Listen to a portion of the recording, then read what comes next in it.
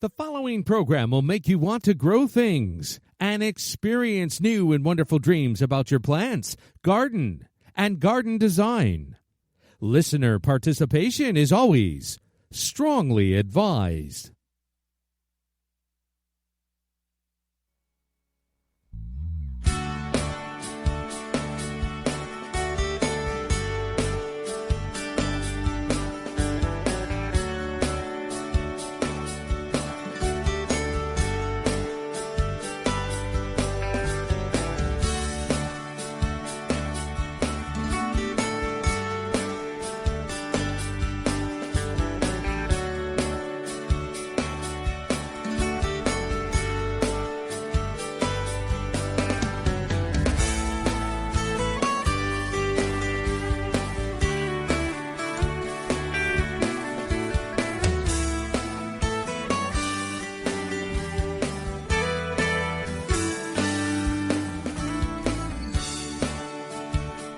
Good evening and welcome to Down the Garden Path with your hosts, Joanne Shaw and Matthew Dressing, right here on Reality Radio 101.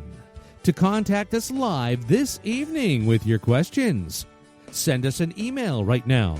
Our email address is instudio101@gmail.com.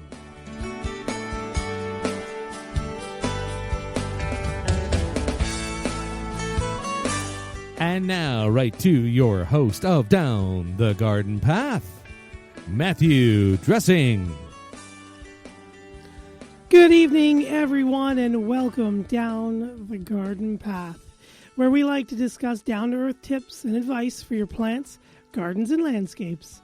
As landscape designers and gardeners, we think it's important and possible to have a great garden that is low maintenance, and we want to help you make it happen. I am Matthew Dressing, horticulturist and landscape designer and owner of Natural Affinity Designs. Natural Affinity is a landscape design and garden maintenance firm servicing Toronto and the Eastern GTA. And for our regular listeners, you might notice that Joanne Shaw, my co-host and fellow landscape designer and owner of Down to Earth Landscape Design for the past 11 years, isn't here, but a bit about her. Down to Earth Landscape is currently a design-only business here in the GTA, and Down to Earth will be offering garden maintenance this spring. Joanne and I each week enjoy doing Down the Garden Path, bringing you interesting, relevant, and helpful topics to help you achieve a great garden. We learn right along with you from each other, from our research, and from the guests that join us on the show. So we welcome your questions via social media and emails. Send us an email, instudio101@gmail.com. Thanks again for joining us down the garden path. And tonight, we can't accept calls because I have Jill Pillsworth with me of the Branch Ranch and Warkworth Willow Works, a little bit of a tongue twister. Jill is a horticulturist, gardener, and lover of all sticks and twigs. Jill has worked in the nursery and landscape business for 40 years as a manager for a large wholesale grower and also running her own garden center and residential commercial landscape firm. In 2002, her farm in Warkworth, Ontario, the Branch Ranch, began growing ornamental willow and dogwoods as wholesale branches. Warkworth Willow Works is a division of the company formed in 2013, specializing in varieties of willow, specifically for basketry and living willow projects.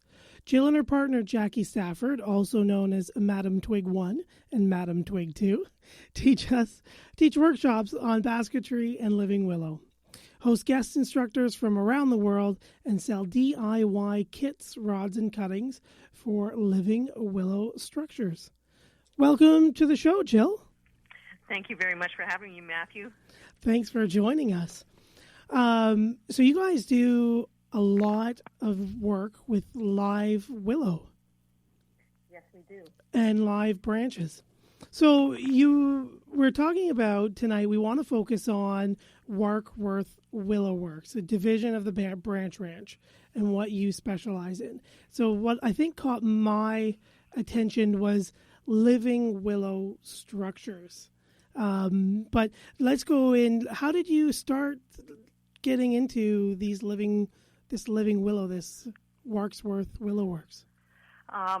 We started in 2013. Actually, someone that we knew locally was looking for willow for weaving for another purpose, and we said to them that we could grow that for them, and then they decided that they didn't really want to grow it themselves.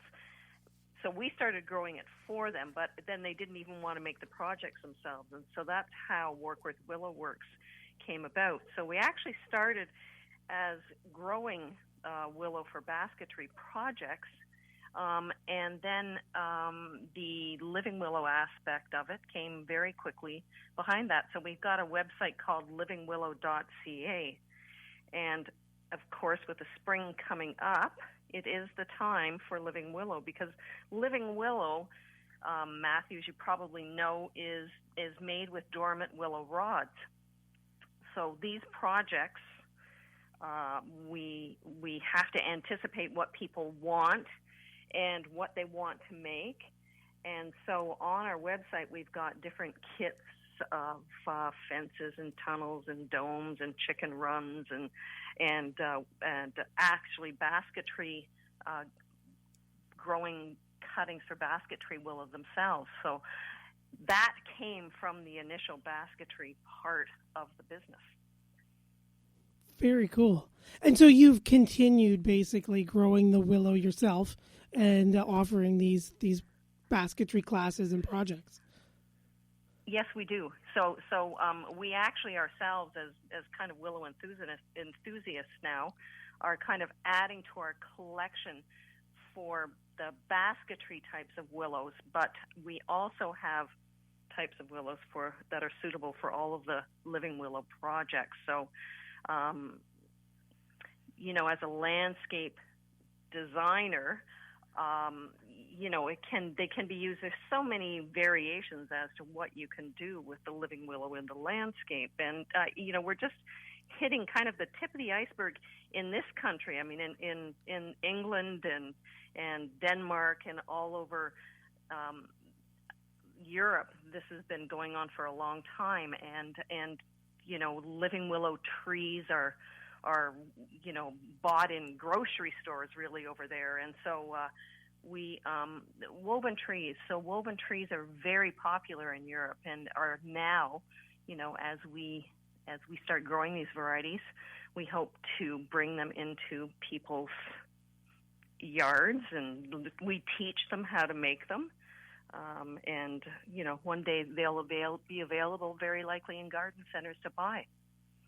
Very cool. So now, as you say, you can buy a living willow woven tree in a garden center or somewhere over in Europe. What would someone be buying exactly, or is it like just like what you see here, just a standard willow topiary kind of thing, or?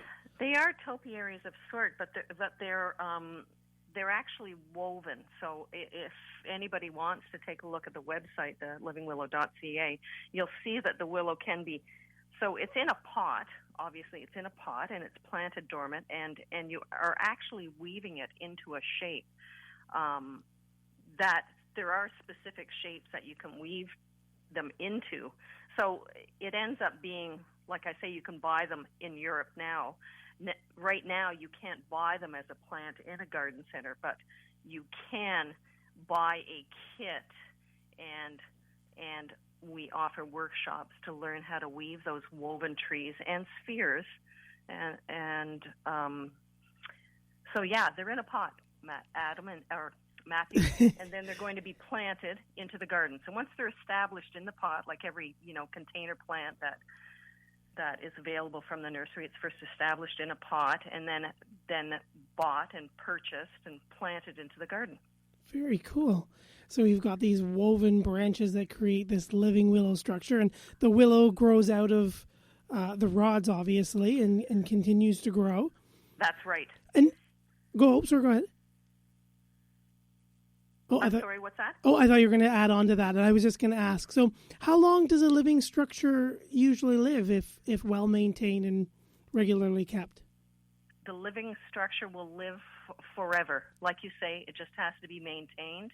We know that there are sites in the UK where they've been had been planted 20 or 30 years ago, and they've gone back in now because they've been neglected, and they've just literally refurbished them, and they're going again. So I mean, they will go forever, and the beauty of that living willow tree or fence or fedge or tunnel over the years just increases in beauty and texture, and it fuses together, and they make an beautiful, not only a summer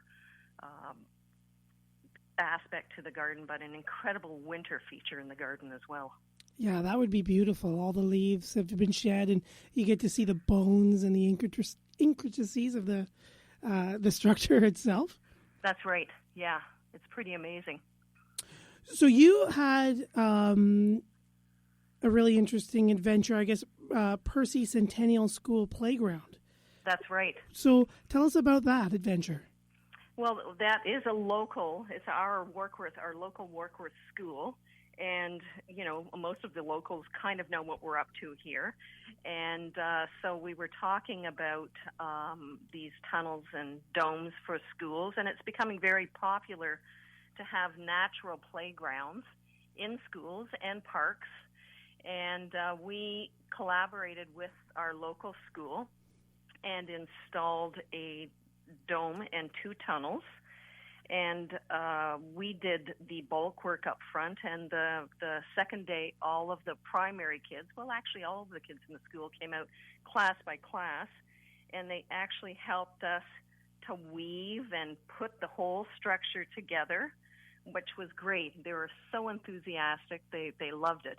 Now, that structure had to be roped off for the summer. It was done in April, obviously, and it needed to be left so that it could make roots and plant and grow. And in September, the first week the kids were back, they were very anxious to get at their new playground, and so the fence was taken down.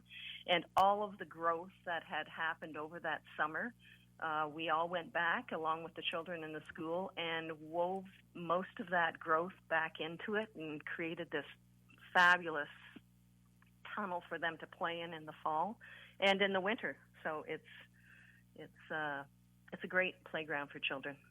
How very cool is that? That would have been amazing to have something like that in school as a kid. So they're very lucky to have you guys nearby and installing such a thing for you.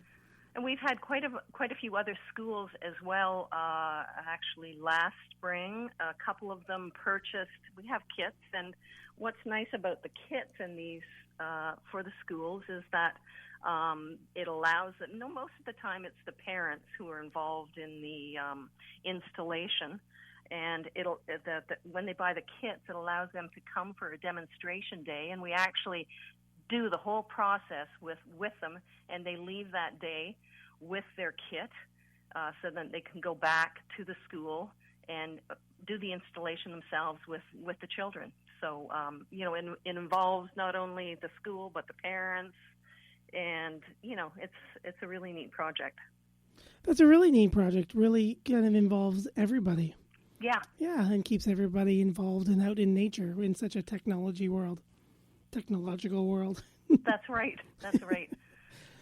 So we keep mentioning these kits. So tell us a little bit about the kits. How many kits are there? We've got kits for fences or fedges that range anywhere from 4 feet to 10 feet long. So what the kits involve. So there's different levels in the kits. So what they are in the deluxe kit is the landscape fabric that's needed, the rods, the willow rods that are needed, any of the ties that are needed for the weaving to hold the weaving together while it's growing.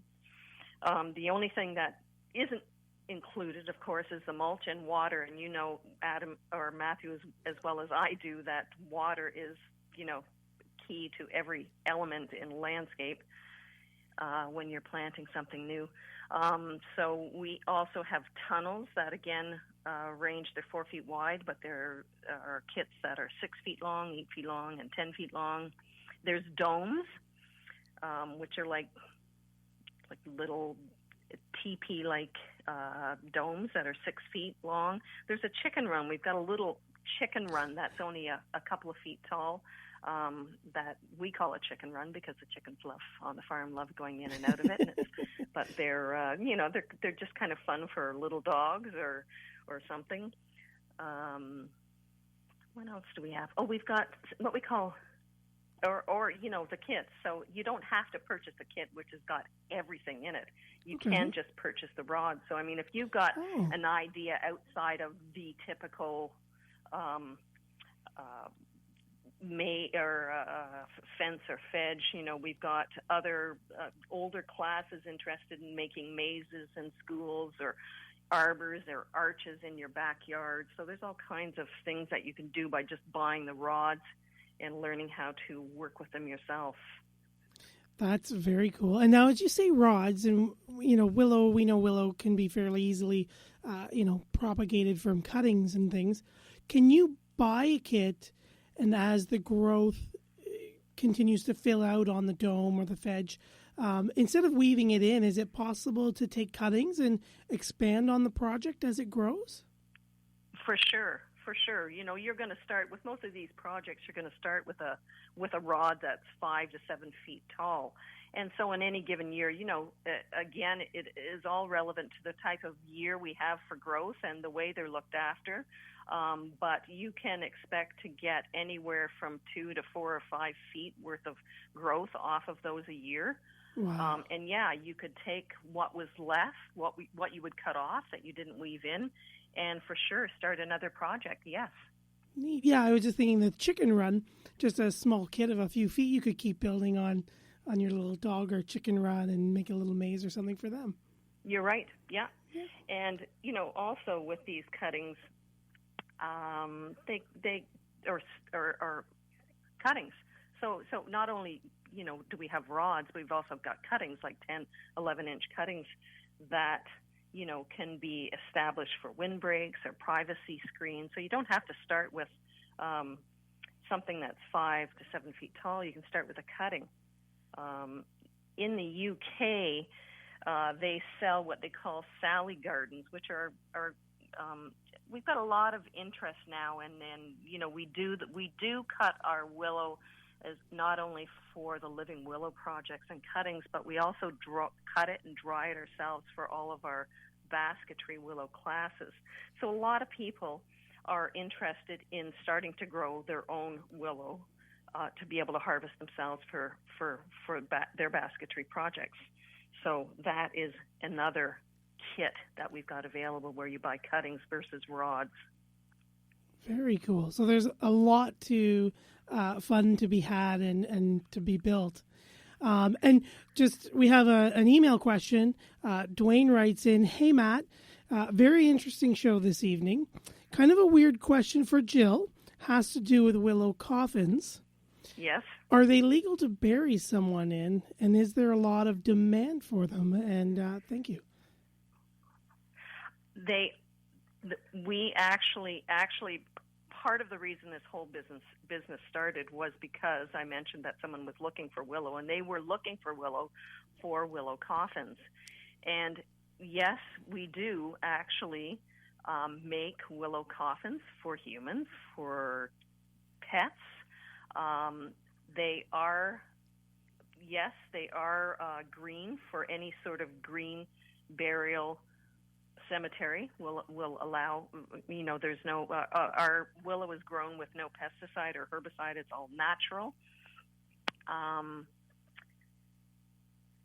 There's no glues. There's nothing. They're actually quite a beautiful large basket that are very interesting and different colors too. So you should know with the willow as well that there are different varieties of different colors. You'd know there's albas and fragilis, and so in the weaving willow part. So our weaving willow. So you're familiar with the landscape plants, but weaving willow, some of the varieties are very different in that we want them to grow tall and straight with no side branches because we want to weave with no side branches on them when we're weaving baskets and everything.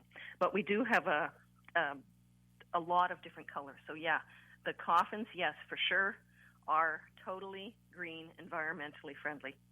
Nice. And what would colors, as you say colors, what would probably be the top, like, say, 3? I'm sorry, which would be the top what? Like your most popular colors that you would have. Well, the most popular colors, like we have got some varieties that we use as accent colors in our basketry willow. So we do have like almost a black purple variety. You know, we've got a variation on the flame that you're used to as an ornamental. We've got some beautiful yellows. We've got some that stay quite nice and green. So with basketry willow, it's harvested and dried and then rehydrated before it can be used to make a basket. So there's quite a process. So it does change color. So what you see in the field when it's, right now, let's say, with the colors that are out there right now, right. Once it's dried, can change drastically once it's dried and it's rehydrated again. And every year, every growing year changes the condition and the color. And, friends who grow willow, up by the Niagara, we have the same varieties, but they're in different soils, so they've got a little different colors than ours. So there's all of those variations in, where you're growing, how you're growing, and it just makes it all really interesting. That does. That does add really kind of a unique twist on everybody's willow. That's right. Making each piece really very characteristic and unique and interesting in its own right. You're right. So we have another email question. Kevin writes in, does one have to worry about the root system of these willows? So are these willows different from the weeping willows, which we all know love water and gets really extensive or can get really extensive root systems? Well, with any willow, and it doesn't matter whether you're planting a, Salix hecura nishiki or, any ornamental that's going into your garden, obviously you don't want to plant it on top of your septic system, and you don't necessarily want to plant it right against your house because, they can have an aggressive root system. So, you would take any normal precaution planting these willows as you would with any other ornamental hybrid that you bought. Right. And so is there anything, if you are planting, willow for basketry, is there any special steps that you would need to take to prepare the garden or prevent it from going beyond its edges or taking over your space? No, they don't. So when you start with a cutting in a basketry willow, it's not going to spread rhizomes and roots. So it's when you cut it down every year, it's just going to grow from what you've cut down. Okay. So the prep for you to grow a basketry willow, is we suggest a landscape fabric with a mulch, just to keep the weeds down. And in an area like any plant, it needs at least a half a day of full sun. Mm-hmm. And regular watering. And you know what we mean by regular watering? Yes. For the first year. Yes. We mean, not watering it every day. We mean, we suggest when people plant the domes and the fedges and everything in the school or in their yards that they put a soaker hose around the perimeter of the plants. Now, not necessarily with the basketry willow, but for sure with the domes, so that you're concentrating the water at the root system. When you're planting a tunnel or a dome, you're planting that rod a foot deep. So you need to get water down that foot. So we suggest, and we've had great success. All of the schools have been wonderful at watering. We've installed the hose at the time of planting, and they water it once a week, and they water it slowly overnight. And, the one that we planted in Percy Centennial, It was that drought year, which was, the worst drought we have seen in years, and they had 4 and 5 foot growth because they watered it properly. And so, water's the key, obviously. Yeah, regular, deeply, That's consistently, right. Evenly moist. Yes. Yeah, really gets those rods will be going. So everyone, keep writing in. Jill Pillsworth from Warkworth Willow Works joining us this evening. If you're just tuning in, email us here at instudio101@gmail.com. Jill, we have another email question here.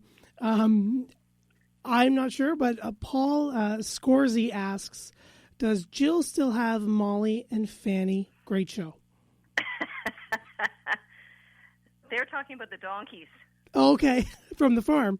Yes, they are. Yeah, and of course we still have Molly and Franny. Yeah, I've had Molly and Franny for about 25 or 26 years, and although we have moved farms and we've just shifted down the road 1,000 feet, the donkeys are still definitely a big part of the farming life. Awesome. That is good to hear. There you go, Paul. And Kevin writes in again, another question. Hello, me again. Can you plant willow in planters, and will they survive our winters if well mulched? We suggest, if you want to put, so for instance, the living willow trees that we do in the spring, they will survive in your container over the summer, but they need intense watering. So, as long as you can incorporate enough media and water to maintain those, yes, you can grow them in a container. And, if you pull them out of that container and you put them into the garden for the winter, and if you want to pull them back out and root prune them and put them back into a container again, it's like any plant or house plant. It's going to get bigger, so it requires a larger pot and a larger amount of soil and water. But yes, it certainly is possible. So it's certainly possible, yeah. So like anything, you want to really overwinter from a planter, best being planted into the ground to make it through. That's right. Yeah.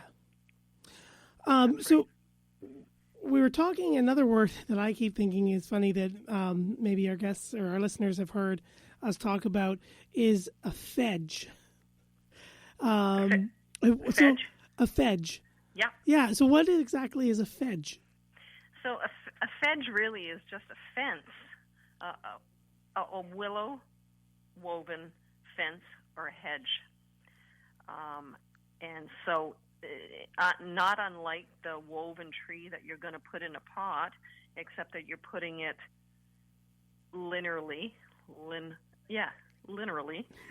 versus in a pot.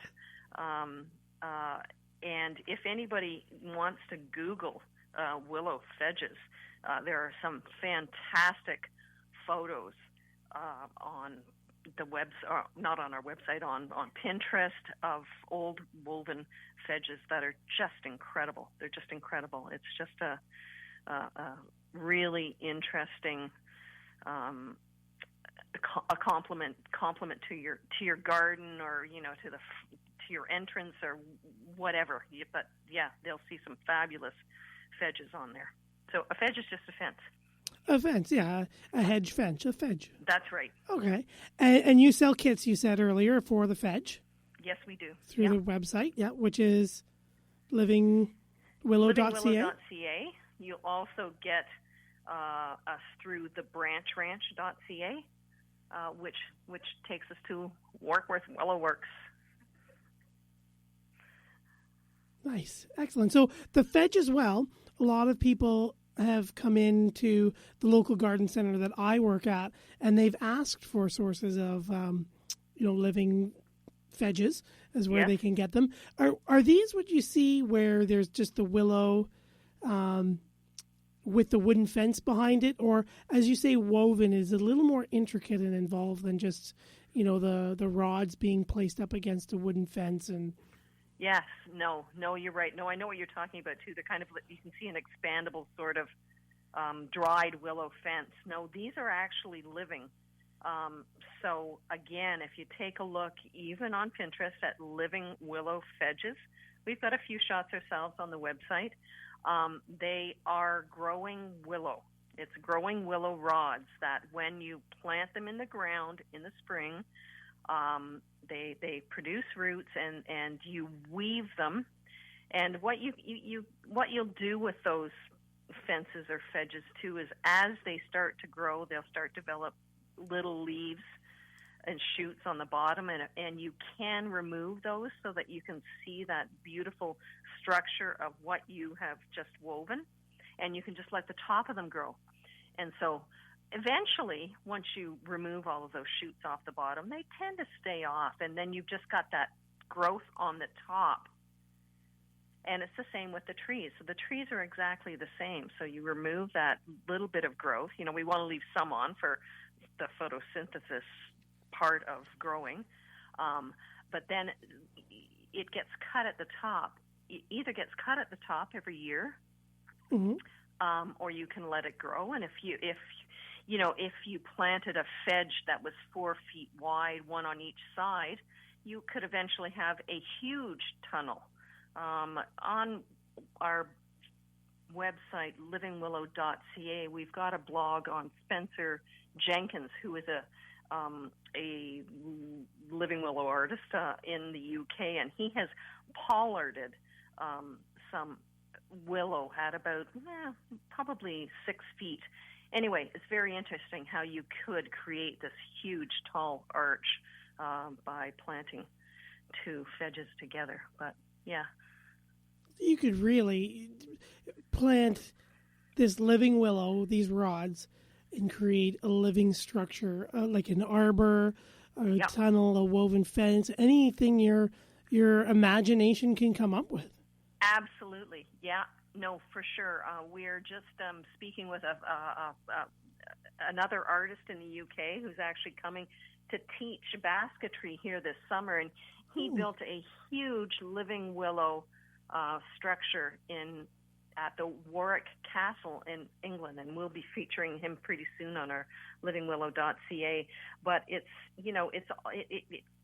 can be so totally random that anybody who wants to experiment and make something, there's really nothing that you can do terribly wrong with it. It doesn't have to be a structured fedge or woven tree. It really can do anything you want it to do.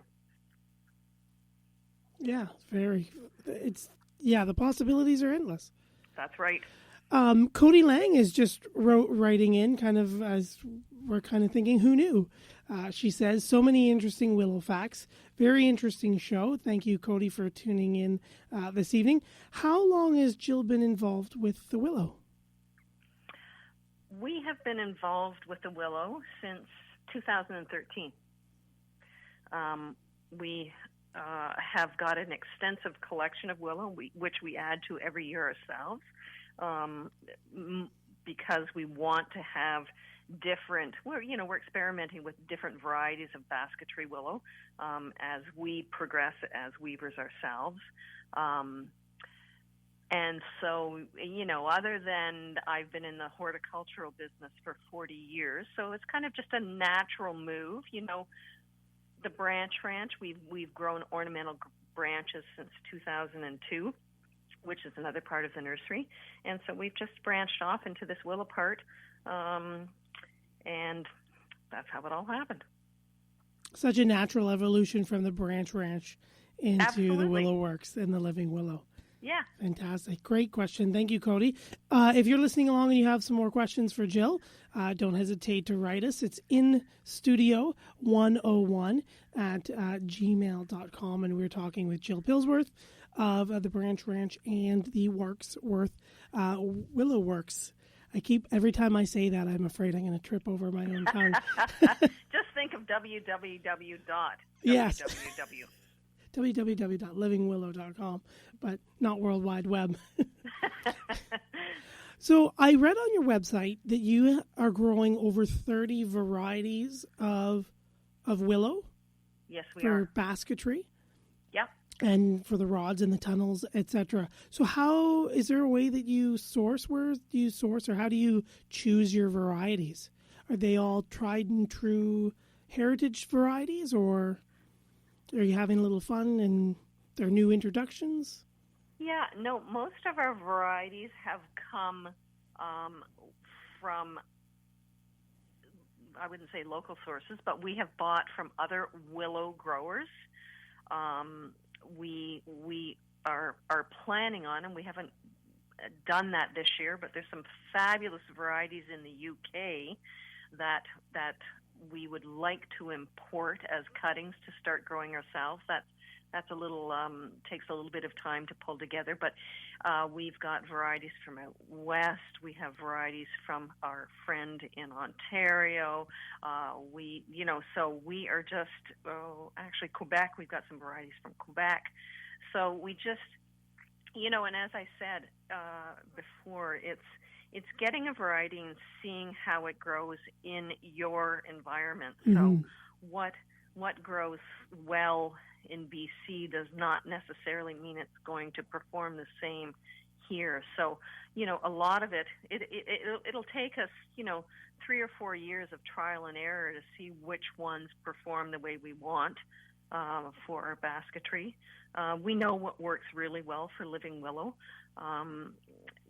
So it's just a matter of it's trial and error and adding and deleting even sometimes. There's some varieties just don't work for either one. So, we're in that process, and we'll always be in that process. That's what's growing is all about. You don't stop at 30 varieties. You just you keep adding and seeing how they perform, and you want to have something available that is unique for people to buy that they can't get elsewhere as well. So that's kind of the focus of the willows. Mm. Yeah, it's a very natural process, like you say, always looking for new ones and choosing new varieties, adding and subtracting from your collection. I think most horticulturists and growers are always looking for that. You're right, that new or that best suitable for your area to really give you the plant that you really want for your landscape. Yeah, you always think as a gardener you're finished planting everything, don't you? Yep. I got everything filled. The space is full. It's beautiful. No. There's always something else new. Or that's right. Something fails after a few years, and you're always growing, for sure, just like Mother Nature. Another question. Riley writes in, is it hard to weave baskets? And I was really wondering about this, too. It seems like such an old world craft, but really intriguing, I think, in the way that everybody really wants to go back to the natural way of doing things in organics. It's just a very complementary thing to the way we're all trying to think nowadays. Riley's always wanted to learn, but it looks very hard. So Riley asks, are the lessons expensive? And basketry, while we're on the subject, is one of the oldest artistry crafts in the world, older than pottery. Is it hard to learn? No. There are, just like in every craft, there are some basics that you learn at the beginning that carry on, as you expand what you can do. But there are just at the very beginning, and we've been there, so we know what it's all about. And so that is, most of our classes are for beginners because there's, not a lot of basketry available here yet. So we are geared to the beginner, and we have processed the willow, we've hydrated it, we've got it in top shape for people to learn how to weave. So no, would I say it is hard to learn? No. It's just like, let's compare it to knitting. It's just something you don't do once a year. If you want to weave, you're going to weave. We have got what we call the Serial Weavers Club, and there's about 30 or 40 of us who are obsessed with weaving, and we hold a day a year that is devoted to the serial weavers. They come to the farm, and we treat them to lunch and to a couple of weaving projects. And as they progress along in their classes, we've got discounts. So there's the 10% serial weavers discount, and then there's the 15%. So after 10 classes, they get 10% off, and after 15 classes, they get 15% off, and after 20 classes, they get 20% off. And we got people in that 20% now. So, weaving, there's weaving baskets, but don't forget there's also weaving garden ornaments, fabulous trellises and peony crowns and obelisks and bird feeders and plant supports. And so, we that will be our spring project now that we put our living willow on our website. The next thing will be all of these garden-related ornaments for the spring. And that's a really good learning curve for someone to come and with those garden-related basketry projects to get a feel for what the willow's like, because it's not like anything else they've probably ever worked with before. No, I think it would be very unique, but very exhilarating and refreshing at the same time to learn to work with something so alive like that. And Riley, just before the interview here with Jill, I was it's at Madam Twig on Instagram, and I was really enjoying looking through all your, as you say, serial weavers. You've got some posts of some of the projects and things that they had created, and it really does look like an engaging, really fun time. So definitely, Riley, check out Madam Twig, or at Madam Twig on Instagram. Super. And so are you're Madam Twig 1, and is Jackie Madam Twig 2? That's right. Okay. Nice. Okay. I did have a question, as you were saying about preparing the willow, rehydrating the willow. So the rods are cut, the stems are cut, they're dried.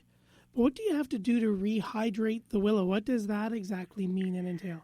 So that involves putting the dried willow back into water. Okay.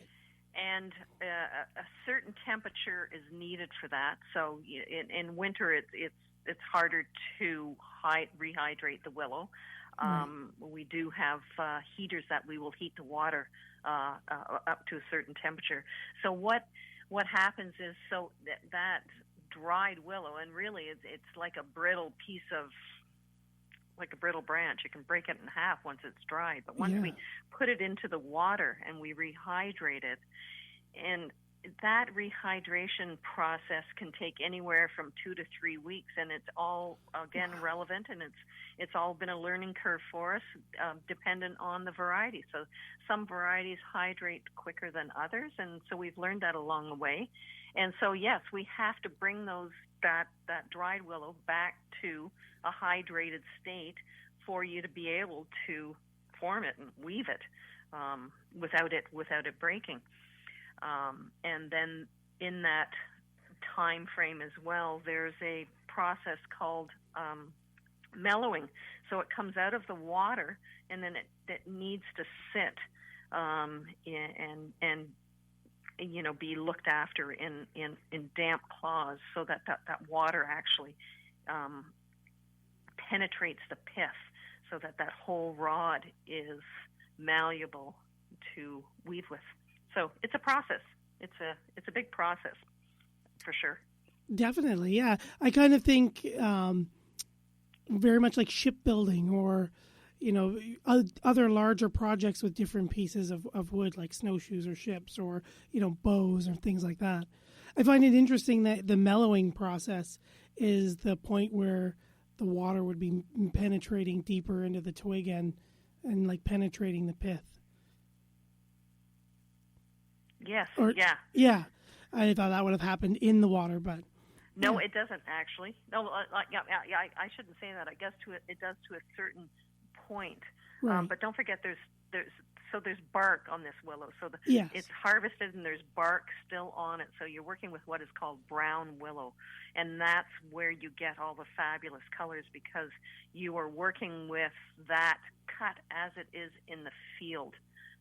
So those colors come back in, and so when you rehydrate, as I say, we're always surprised from year to year. We may be soaking a Salix purpurea oca, let's say, and one year when we soak it and mellow it, it looks brown, and the next year it may not be that exact same color, but all of those growing conditions that's the whole factor in the whole thing. And what artistry and color that you'd get out of from projects just year to year is so exciting to think about.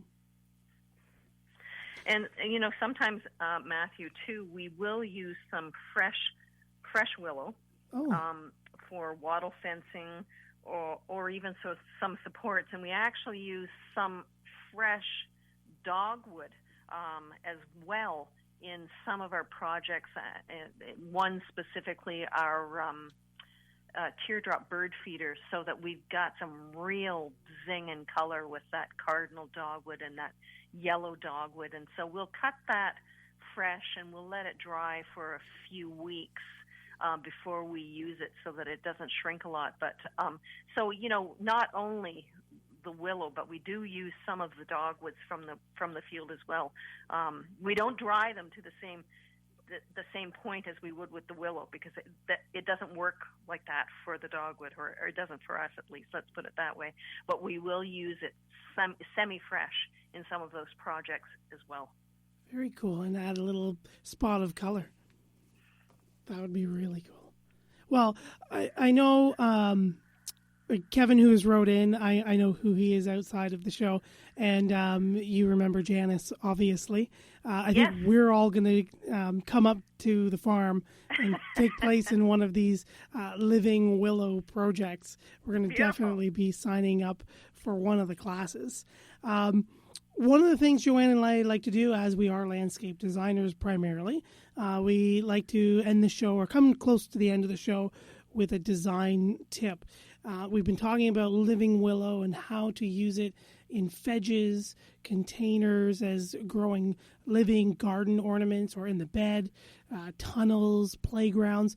So do you have any, whether willow related or not, just any landscape design or design tips maybe with creating the bed, or adding such a feature or project into your landscape or garden? Well, I think you could take a living willow tree or severe, and if you look at them on the website, they're just, incredible, incorporated anywhere in the landscape. Mm-hmm.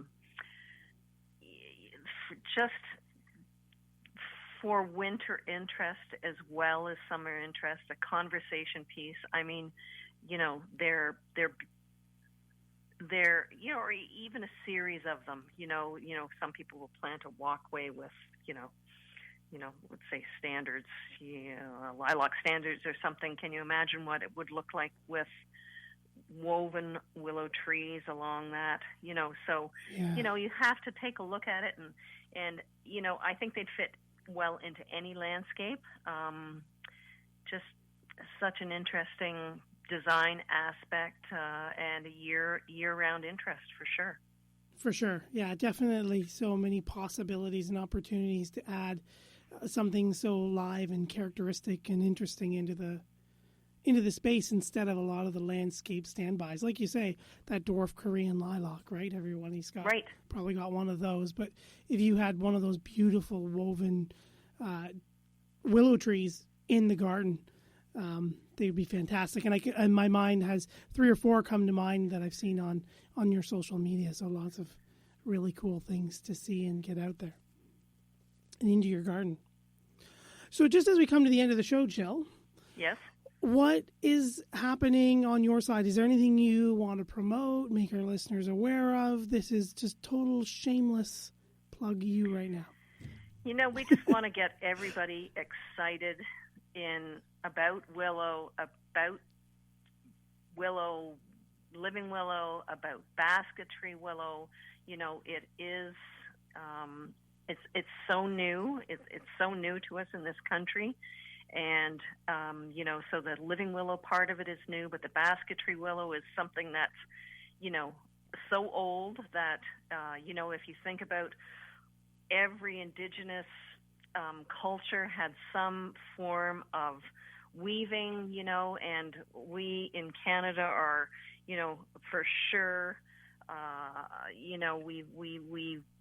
we've got willow weavers, we've got birch weavers, everything. If you think about what has been made, for fish traps, for lobster traps, it all relates back to handmade willow, handmade varieties of everything, we won't stop at willow. We're just starting at willow. We've got some exciting things happening next year with French weavers coming to work with cattails. So it's just the beginning for this business, and we're really excited about it.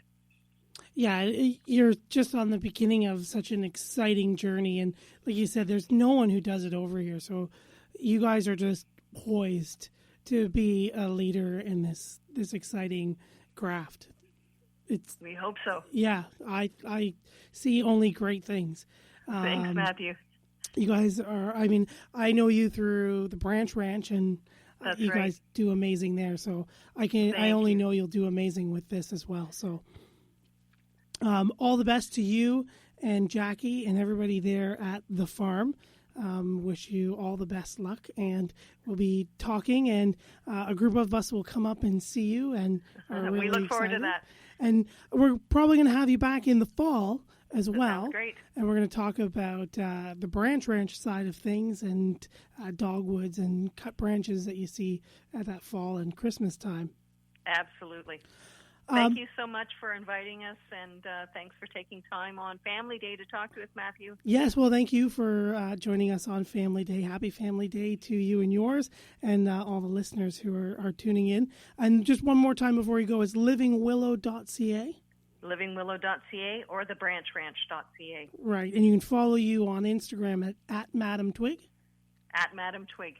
And it's, yes. I think, at thebranchrranch.ca for Facebook, is it not? Yes. Yes. Perfect. So make sure you all tune in and follow Jill. Follow all the exciting projects that she's going to have coming up in the coming season and many seasons to come. And thanks again, Jill, and we'll talk to you again very soon. Thank you, Adam. Or thank you, Matthew. Why am I calling you Adam? I do not know. But that's okay. I've been called worse. Thank you. Take care, Jill. We'll talk soon. You too. Well, there you have it, everyone. Jill Pillsworth from the Branch Ranch and Warkworth Willow Works. I will say it one day effortlessly, but perhaps not tonight. So just make sure you follow them and like them on Facebook and Instagram, and check out their website. Really cool projects. We are on radio, and we get to talk to a lot of wicked people. But there are some really great photos out on Jill's website, so I really encourage you to take a look there. Don't forget to also follow us along. You can reach myself and Joanne through social media. You can also write us here, just in case. It's at instudio101@gmail.com. Again, it's instudio101@gmail.com. You check out Joanne and Down to Earth Landscapes at down2earth.ca. You can also follow her on Twitter and Instagram. The links are there on her website. You can also follow me, Matthew, at naturalaffinitydesigns.ca. And you can find my links to Instagram and Twitter through my website as well. Stay tuned in the upcoming weeks. We do have some pretty neat shows coming up for you. Next week, we're going to have Daniel Eggart of Harris Seeds is going to rejoin us again. It's getting to the beginning of seed starting season. So Daniel and I are going to talk our March in the Garden segment with starting seeds and getting them all started inside, what it takes, tips and tricks. And then the following week, we're going to have author and landscape designer Ellen Ogden as she talks and designs kitchen gardens. So we'll check in with her, talk about building a new kitchen garden and the number of her amazing books that she has.